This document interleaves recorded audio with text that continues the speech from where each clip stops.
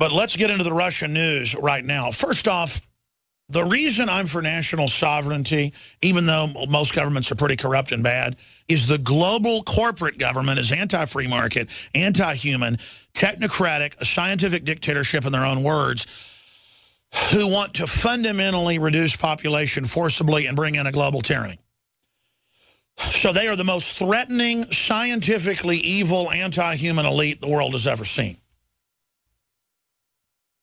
I made a film about them. It's called Endgame.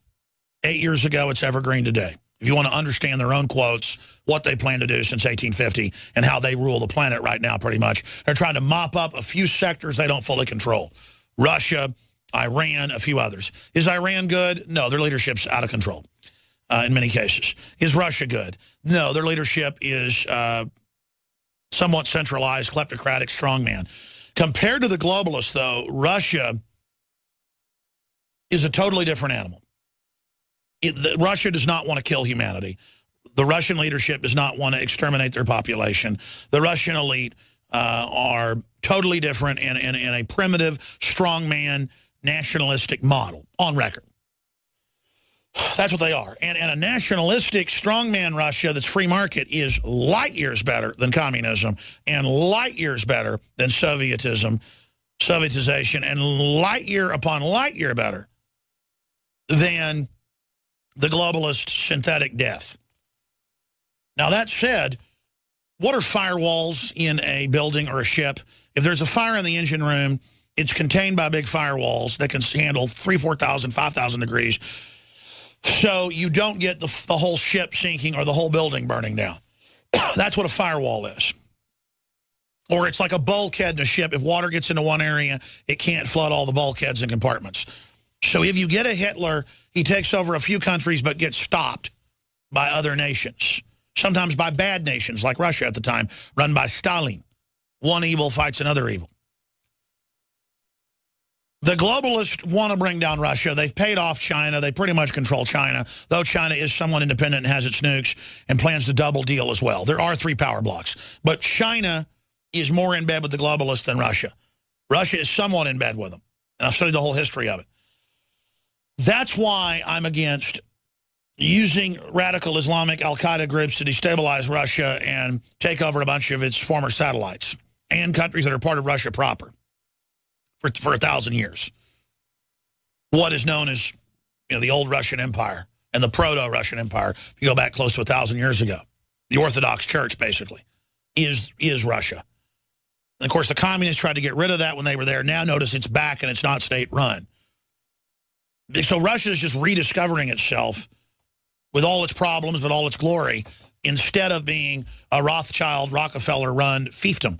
And they've kicked out all the Rothschild fronts, and the Rothschilds sued British newspapers when they said that this oligarch was a Rothschild front and that oligarch was a Rockefeller front. They sued. They went on in court for 3 years. They lost. And the court said, wow, this hearing and this trial actually found the claims were true. You are a puppet master.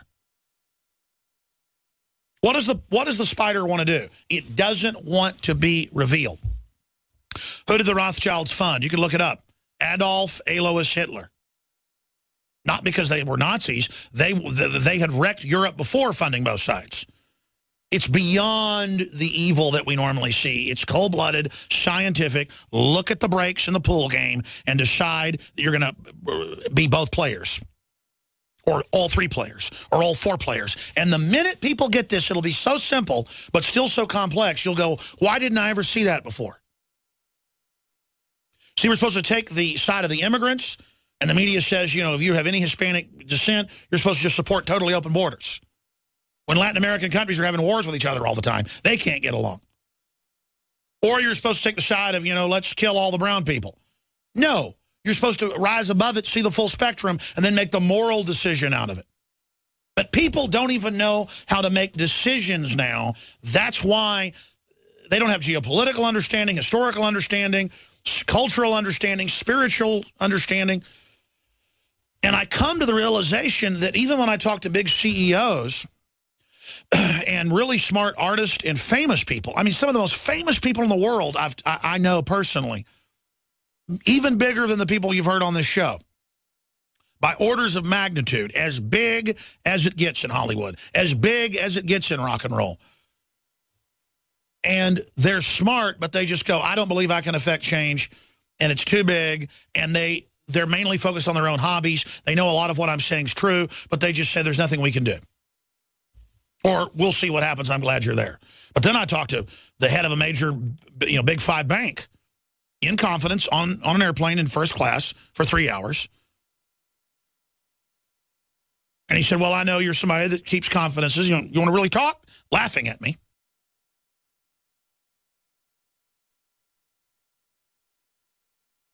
And he said, the public will adapt to being slaves. You always thought of evolution, and I mean that in the sense of like cars evolve, folks, or ideas evolve. You always think of social evolution as something better. We think of it as something worse.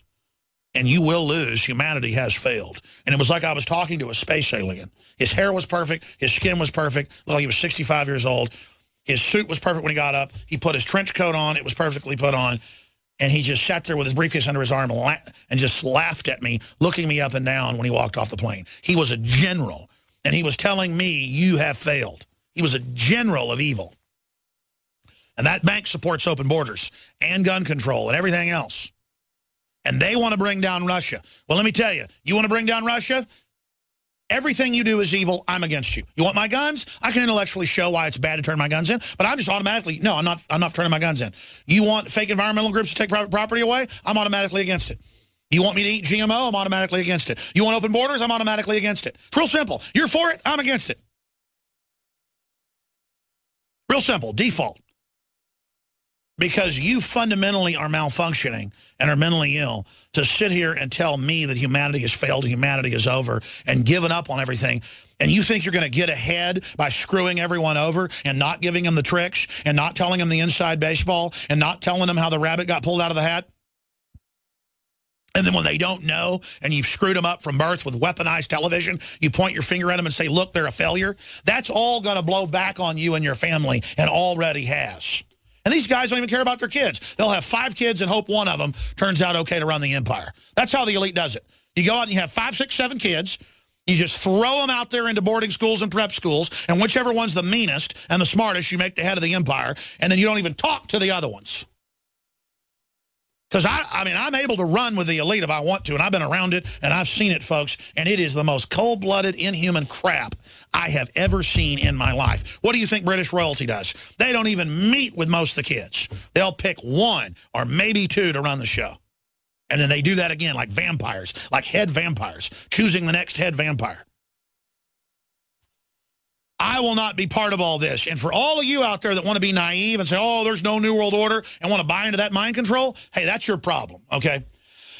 But let's get into the Russian news right now. First off, the reason I'm for national sovereignty, even though most governments are pretty corrupt and bad, is the global corporate government is anti-free market, anti-human, technocratic, a scientific dictatorship in their own words, who want to fundamentally reduce population forcibly and bring in a global tyranny. So they are the most threatening, scientifically evil, anti-human elite the world has ever seen. I made a film about them. It's called Endgame. 8 years ago, it's evergreen today. If you want to understand their own quotes, what they plan to do since 1850, and how they rule the planet right now, pretty much. They're trying to mop up a few sectors they don't fully control. Russia, Iran, a few others. Is Iran good? No, their leadership's out of control in many cases. Is Russia good? No, their leadership is somewhat centralized, kleptocratic, strongman. Compared to the globalists, though, Russia is a totally different animal. Russia does not want